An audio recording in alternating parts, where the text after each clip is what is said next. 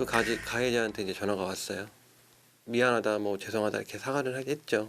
원래 그런 사람이 아닌데 뭐 이러면서 변명을 하면서 그 합의를 얘기를 하더라고요. 치료비하고 200만 원에 어떻게 안 되긴. 자기는 그렇게 생각한다.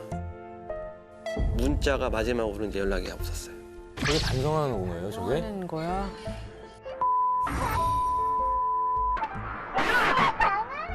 한 보름 정도 지나서 이제 연락을 해봤어요. 그 담당 수사관한테 이 사람 어떻게 처벌을 받느냐 했더니 그냥 일반 상해라고 하더라고요.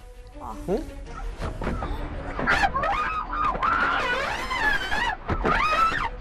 저게 무슨 말이야? 어떻게 어떻게 그래? 검찰에 이제 진정서를 넣고 그 검사님이 운전자 폭행으로 법원에 이제 기소를 하게 된 거죠. 저는 그때까지만 해도 검찰에서 이거를 제대로 그러니까 잡아줄 거라고 생각을 했어요.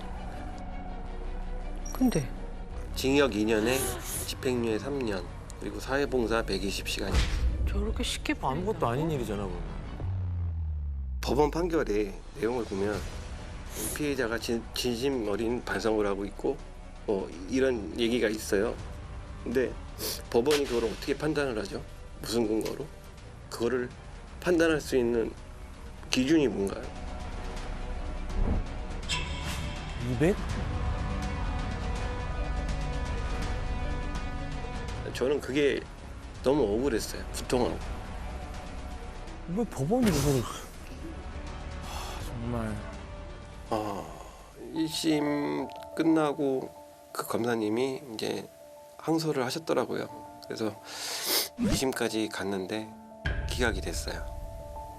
그렇게 해서 그냥 끝나버렸네요, 사건이. 예, 형사적으로는 그게 끝났어요. 형사 쪽 책임은 거기서 이제 확정이 된 거죠, 그 사람. 와 저거 진짜 뭐라고 해야 되나 좀 무너지는 마음이 무너지는 느낌?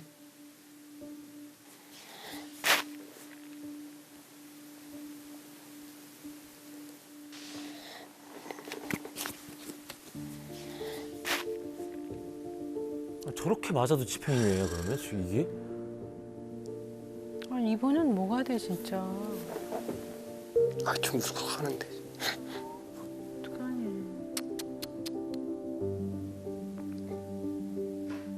억울했죠. 정말 시간이 저한테는 좀 고통이고 힘들었는데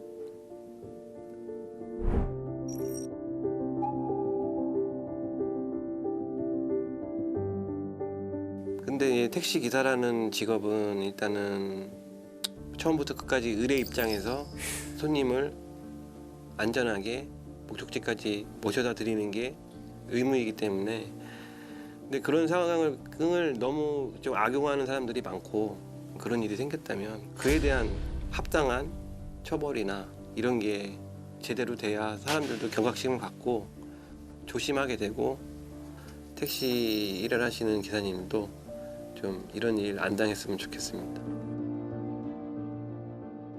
여러분들이 최소한 징역 1년 6월에서 뭐 3년, 5년, 10년 그랬지만은 법원에서는 합의가 되지 않았는데 용서를 받지 못했는데 집행유예예요. 피해자가 느낄 때는 아무런 처벌도 안 받은 거랑 똑같아요. 공탁도 안 걸었어요. 치료비 한 푼도 못 받았어요. 그게 뭐예요? 합의금도 하나도 없는 거예요, 그럼? 전혀 없어요. 검사는 엄하게 처벌해달라고 기소했어요. 이 판결은 판사가 한 겁니다. 판사. 안 보셨나? 안 보셨을 것 같아. 그러면서 그 차가 막 때려서 뭐 그냥 차가 붕 가고 다른 차랑 또 부딪힌 거 그게 아니다. 그냥 혼자 맞은 거다. 더 큰 사고로 번지지 않았고 아주 크게 다치지 않았다. 반성하고 있다. 그래서 집행유예다. 피해자한테 용서를 받아야 법원에서도 용서를 해주는 게 옳겠죠? 네. 검사가 항소했어요. 그래서 항소심에서는 제대로 된 판결이 내려지기를 기대했습니다. 하지만 항소 기각. 끝났어요. 아니, 누구 맘대로 이렇게 하는 거예요? 그 판사님 맘대로 이게? 판사는 집행유예 할 수도 있고 실형할 수도 있고 실형 1년 6월 할 수도 있고 3년 할 수도 있고 마음대로 써보세요 그랬잖아요. 3년이 지난 지금 이 시점에서 인터뷰 도중에 아직도 저렇게 눈물을 흘리신다라는 거는 이 응어리를 평생 안고 살으셔야 되는 건데 이게 결과가 저러니 술 먹고 그래도 뭐 그렇게 크게 처벌 안 받네라고 이걸 얘기해야 되는 건지. 아니 사람을 저렇게 때려도 네. 그냥 집행유예로 끝나는구나라는 게 전 너무 믿기지가 않아요. 나중에 이분이 합의금 손해배상 받아야 되지 않겠느냐. 네. 네. 그래서 민사소송을 해서 712만 원 판결은 받았어요. 그렇죠. 그런데 그나마 상대가 나 돈 없다. 그래.